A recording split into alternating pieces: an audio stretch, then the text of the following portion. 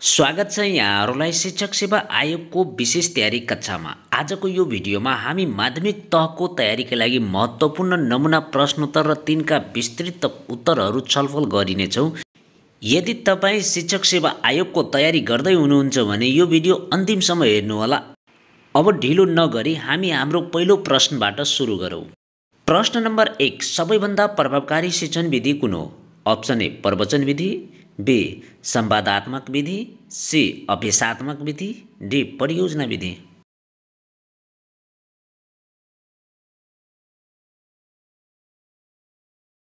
उत्तर चाहिँ option be संवादात्मक विधि।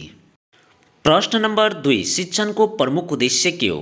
अप्सन ए विद्यार्थीलाई जानकारी दिनु, बी विद्यार्थीलाई परीक्षामा उत्तीर्ण गराउनु, सी विद्यार्थीको समग्र विकास गर्नु, डी विद्यालयको प्रतिष्ठा बढाउनु।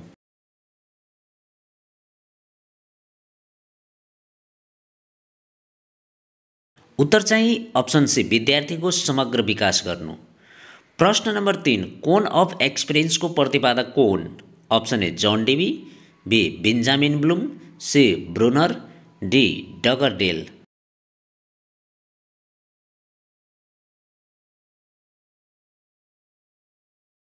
उत्तर चाहिँ अप्सन डी डगरडेल। प्रश्न नम्बर 4, पाठ योजनाको मुख्य लक्ष्य के हो? अप्सन ए शिक्षकको कार्यभार घटाउने, बी प्रभावकारी शिक्षण सुनिश्चित गर्ने, सी विद्यार्थीको सहभागिता कम गर्ने, डी शिक्षकलाई बढी परिश्रम गराउने।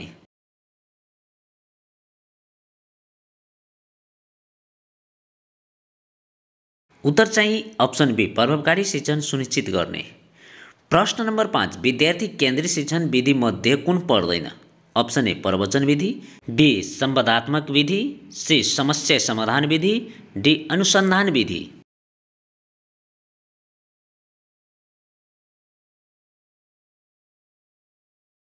उत्तर चाहिँ अप्सन ए प्रवचन विधि। प्रश्न नम्बर 6, सबैभन्दा प्रभावकारी सिकाइ कुन माध्यमबाट हुन्छ? अप्सन ए सुनेर लेख्ने, बी पढ्ने र सम्झिने, सी अनुभवात्मक सिकाइ, डी परीक्षा दिने।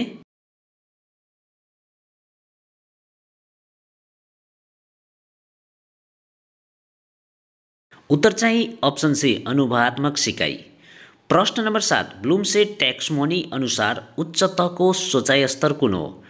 अप्सन ए सम्झना, बी बुझाइ, सी विश्लेषण, डी मूल्याङ्कन।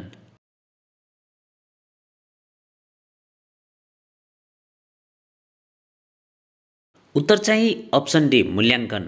प्रश्न नम्बर 8, शिक्षण प्रक्रियाका मुख्य तत्त्वहरू के हुन्? अप्सन ए शिक्षक, विद्यार्थी, विषयवस्तु र वातावरण, बी शिक्षक मात्र, सी विद्यार्थी मात्र, डी पाठ्यक्रम मात्र।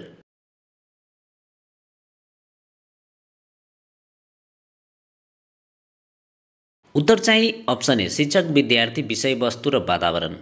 प्रश्न नम्बर 9, सक्रिय सिकाइ एक्टिभ लर्निङ प्रवर्धन गर्ने के आवश्यक छन्? अप्सन ए शिक्षकको निर्देशन, बी विद्यार्थीको सहभागिता, सी किताबको अध्ययन, डी परीक्षाको तयारी।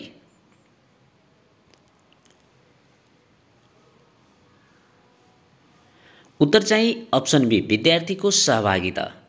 प्रश्न नम्बर 10, बहुविज्ञ शिक्षाशास्त्र मल्टिडिसिप्लिनरी पेडागोजीको मुख्य विशेषता के हो? अप्सन ए एउटै विषयमा केन्द्रित हुने, बी विद्यार्थीलाई सीमित ज्ञान दिने, सी विभिन्न विषयहरूलाई एकीकृत गर्ने, डी केवल सैद्धान्तिक ज्ञान दिने।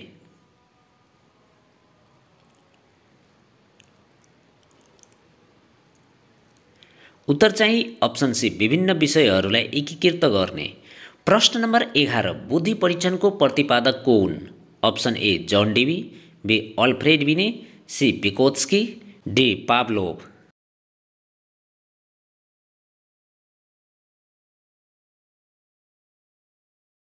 उत्तर चाहिँ अप्सन बी अल्फ्रेड बिने। प्रश्न नम्बर 12, जिन पिगेटको संज्ञानात्मक विकास सिद्धान्त अनुसार 7 वर्षदेखि 11 वर्षको चरण कुन हो? Option A sensory motor, D पूर्व सञ्चालनात्मक, सी कङ्क्रिट अपरेसनल, डी औपचारिक सञ्चालनात्मक।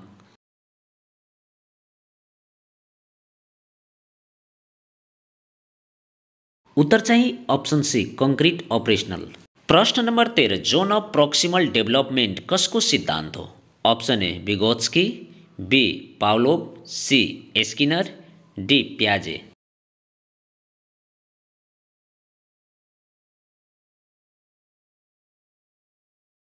उत्तर चाहिँ अप्सन ए भिगोत्स्की। प्रश्न नम्बर 14, प्रेरणाका प्रमुख प्रकारहरू के हुन्?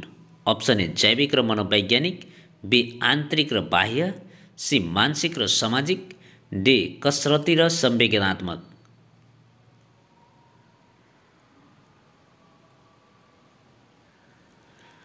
उत्तर चाहिँ अप्सन बी आन्तरिक र बाह्य।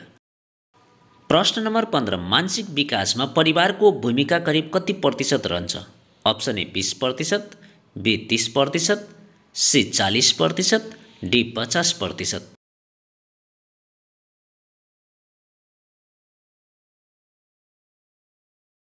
उत्तर चाहिँ अप्सन डी 50%। प्रश्न नम्बर 16, थोर्नडिकेको सिकाइको नियममध्ये कुन नियम पर्दैनन्?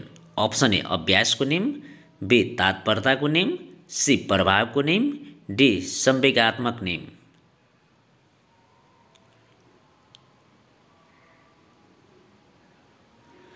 उत्तर चाहिँ अप्सन डी संवेगात्मक नियम। प्रश्न नम्बर 17, शिक्षा मनोविज्ञानको मुख्य उद्देश्य के हो? अप्सन ए शिक्षण सुधार गर्ने, बी परीक्षाको तयारी गराउने, सी पाठ्यक्रम बनाउन सहयोग गर्ने, डी विद्यालयको प्रशासन चलाउने।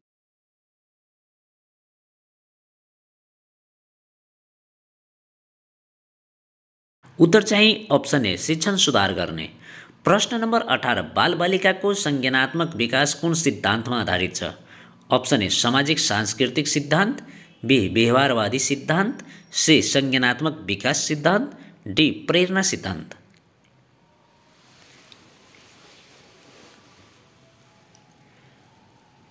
उत्तर चाहिँ अप्सन सी संज्ञानात्मक विकास सिद्धान्त। प्रश्न नम्बर 19, विद्यालय मनोविज्ञान कुन क्षेत्रमा केन्द्रित हुन्छ? अप्सन ए विद्यार्थीको मानसिक स्वास्थ्य सुधार, बी पाठ्यक्रम विकास, सी विद्यालय प्रशासन, डी परीक्षाको तयारी।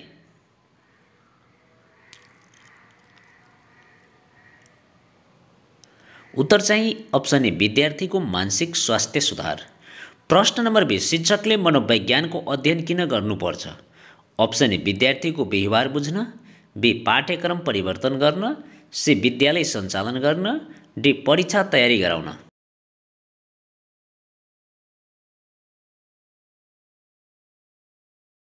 उत्तर चाहिँ अप्सन ए विद्यार्थीको व्यवहार बुझ्न।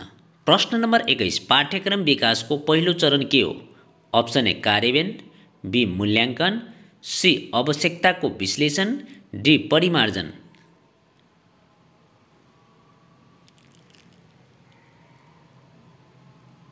उत्तर चाहिँ अप्सन सी आवश्यकताको विश्लेषण। प्रश्न नम्बर 22, निरन्तर मूल्याङ्कन कन्टिन्यू एसेसमेन्टको मुख्य उद्देश्य के हो?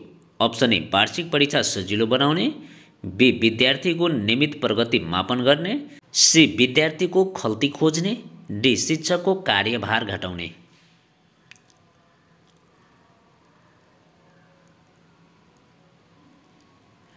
उत्तर चाहिँ अप्सन बी विद्यार्थीको नियमित प्रगति मापन गर्ने। प्रश्न नम्बर 23, पाठ्यक्रमका प्रमुख प्रकारहरू कुन हुन्?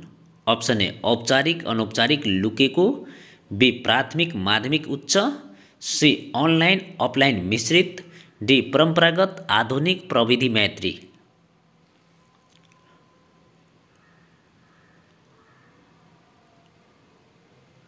उत्तर चाहिँ अप्सन ए औपचारिक अनौपचारिक लुकेको। प्रश्न नम्बर 24, मूल्याङ्कनका प्रमुख प्रकार कुन हो? अप्सन ए प्रारम्भिक नियन्त्रण अन्तिम, बी मौलिक लिखित प्रयोगात्मक, सी प्रायोगिक प्रयोगशाला वार्षिक, डी माथिका सबै।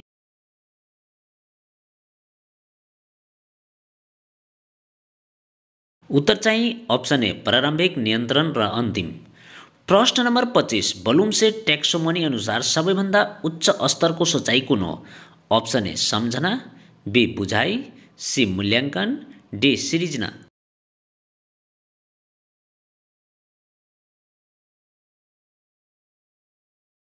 उत्तर चाहिँ अप्सन डी सिर्जना। प्रश्न नम्बर 26, शिक्षण सिकाइ प्रक्रिया सुधार गर्ने मूल्याङ्कनको मुख्य भूमिका के हो? अप्सन ए विद्यार्थीको कमजोरी मात्र पत्ता लगाउने, बी शिक्षकलाई सजिलो बनाउने, सी सिकाइ सुधारका लागि फिडब्याक प्रदान गर्ने, डी परीक्षा पास गराउने।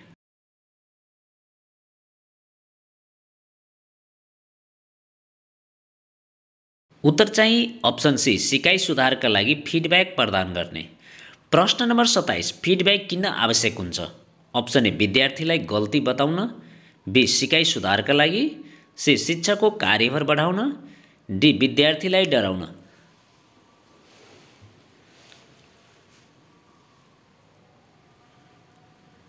उत्तर चाहिँ अप्सन बी सिकाइ सुधारका लागि। प्रश्न नम्बर 28 समष्टिगत मूल्याङ्कन सुमेटिभ एसेसमेन्ट कहिले गरिन्छ? अप्सन ए सिकाइ प्रक्रियाको क्रममा, बी सिकाइ प्रक्रियाको अन्तमा, सी नियमित रूपमा हरेक दिन, डी कुनै बेला पनि।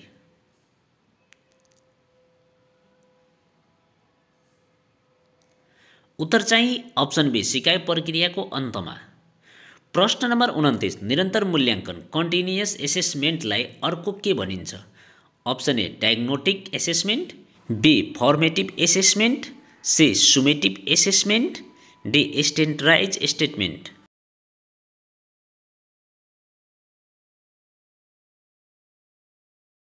उत्तर चाहिँ अप्सन बी फर्मेटिभ एसेसमेन्ट। प्रश्न नम्बर 30 पाठ्यक्रम विकासमा सहभागी प्रमुख निकाय कुन हो? अप्सन ए विद्यालय मात्र, बी शिक्षक मात्र, सी पाठ्यक्रम विकास केन्द्र, डी विद्यार्थी मात्र।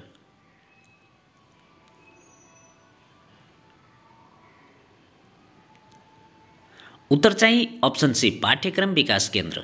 प्रश्न नम्बर 31 सबैभन्दा प्रभावकारी शिक्षण विधि कुन हो? अप्सन ए डिजिटल प्रविधि, बी पुस्तक मात्र, सी सन्दर्भ सामग्री मात्र, डी परीक्षामुखी शिक्षण।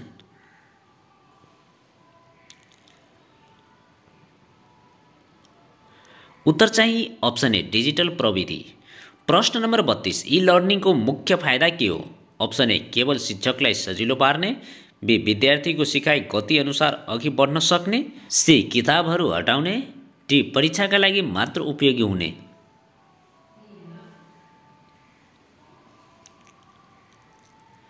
उत्तर चाहिँ अप्सन बी विद्यार्थीको सिकाइ गति अनुसार अघि बढ्न सक्ने। प्रश्न नम्बर 33 आइसिटी सूचना तथा सञ्चार प्रविधि शिक्षणमा किन प्रयोग गरिन्छ? अप्सन ए विद्यार्थीलाई मनोरञ्जन दिन, बी सिकाइ प्रभावकारी बनाउन, सी शिक्षकको बोझ कम गर्न, डी विद्यार्थीलाई व्यस्त राख्न।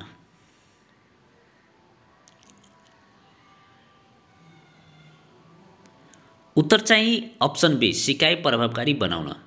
प्रश्न नम्बर 34 सक्रिय शिक्षण एक्टिभ लर्निङमा कुन विधि पर्दैन?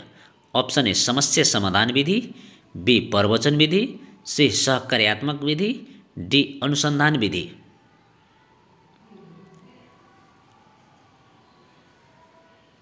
उत्तर चाहिँ अप्सन बी प्रवचन विधि। प्रश्न नम्बर 35 फ्लिपेड क्लासरुममा प्राथमिक ध्यान केमा दिइन्छ?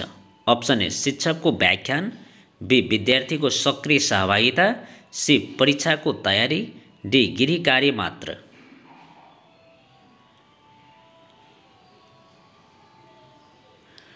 उत्तर चाहिँ अप्सन बी विद्यार्थीको सक्रिय सहभागिता। प्रश्न नम्बर 36 मिश्रित सिकाइ ब्लेन्डेड लर्निङ भन्नाले के बुझिन्छ? अप्सन ए केवल अनलाइन सिकाइ, बी केवल भौतिक कक्षा, सी अनलाइन र भौतिक सिकाइको संयोजन, डी कुनै प्रविधिको प्रयोग नगर्ने।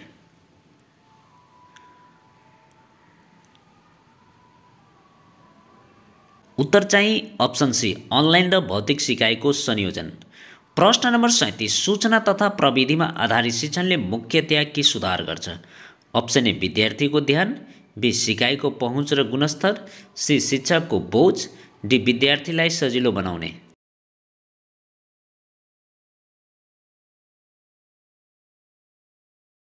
उत्तर चाहिँ अप्सन बी सिकाइको पहुँच र गुणस्तर। प्रश्न नम्बर 38 शिक्षामा कृत्रिम बुद्धिमत्ता एआईको प्रयोग किन गरिन्छ? अप्सन ए शिक्षकलाई प्रतिस्थापन गर्न, बी व्यक्तिगत सिकाइ अनुभव प्रदान गर्न, सी विद्यार्थीलाई कम सक्रिय बनाउने, डी परीक्षा प्रणाली हटाउन।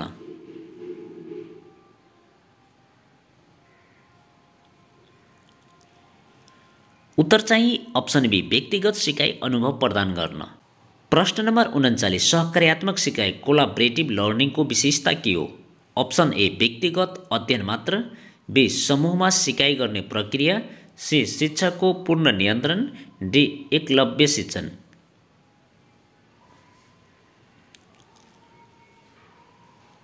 उत्तर चाहिँ अप्सन बी समूहमा सिकाइ गर्ने प्रक्रिया। प्रश्न नम्बर 40 मोबाइल लर्निङ यम लर्निङको मुख्य विशेषता के हो? अप्सन ए जताततै सिकाइ गर्न सकिने, बी केवल कम्प्युटरमा निर्भर हुने, सी केवल शिक्षकले प्रयोग गरिने, डी किताबहरूबाट विस्थापित गरिने।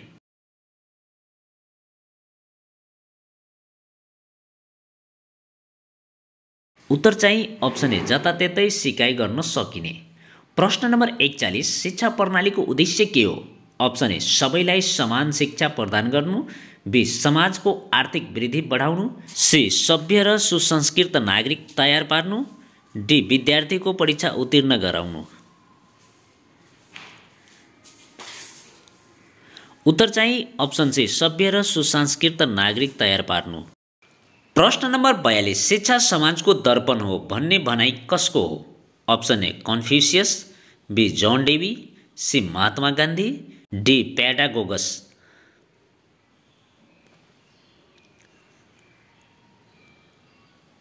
उत्तर चाहिँ अप्सन ए कन्फ्युसियस। प्रश्न नम्बर 43 शिक्षा र समाजको सम्बन्ध कस्तो हुन्छ?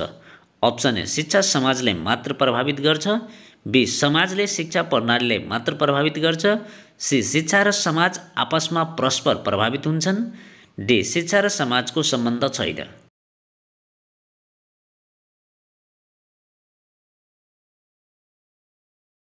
उत्तर चाहिँ अप्सन सी शिक्षा र समाज आपसमा परस्पर प्रभावित हुन्छ। प्रश्न नम्बर 44 शिक्षा र व्यक्तित्व विकासको सम्बन्ध के हो? अप्सन ए शिक्षा मात्र व्यक्तित्व विकासको कारण हो, बी व्यक्तित्व विकास शिक्षाको प्रमुख उद्देश्य हो, सी व्यक्तित्व विकासको लागि समाजले शिक्षा प्रदान गर्नुपर्छ, डी शिक्षा र व्यक्तित्व विकासको सम्बन्ध छैन।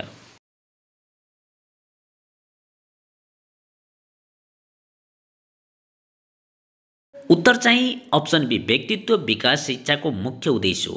प्रश्न नम्बर 45 शिक्षा सामाजिक परिवर्तनको माध्यम हो भन्ने भनाइको प्रतिपादक को हुन्? Option A Mahatma Gandhi, B प्याजे, C Benjamin Bloom, D Freud.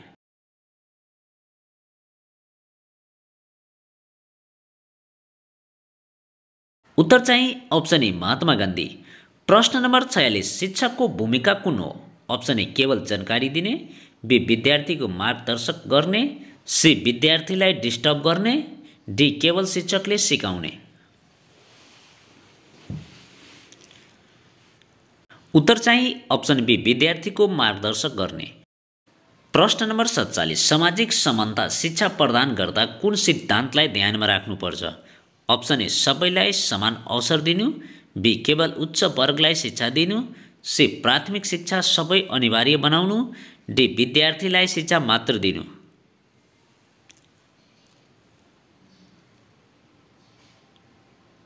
उत्तर चाहिँ अप्सन ए सबैलाई समान अवसर दिनु। प्रश्न नम्बर 48 शिक्षामा लोकतन्त्रको सिद्धान्त के हो? अप्सन ए शिक्षकको अधिकार पूर्ण रहनु, बी विद्यार्थीको स्वतन्त्रता र समानता, सी शिक्षकको पूर्ण नियन्त्रण, डी विद्यार्थीको असमानता।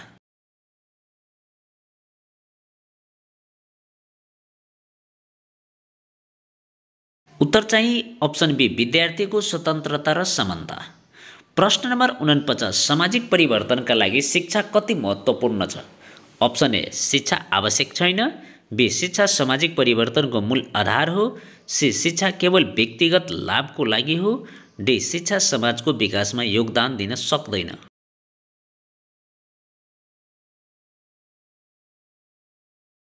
उत्तर चाहिँ अप्सन बी शिक्षा सामाजिक परिवर्तनको मूल आधार हो। प्रश्न नम्बर 50 शिक्षाको मूलभूत उद्देश्य के हो? अप्सन ए ज्ञान दिनु, बी विद्यार्थीलाई परीक्षा उत्तीर्ण गराउनु, सी व्यक्ति र समाजको विकास गर्नु, डी शिक्षाको भूमिका बढाउनु।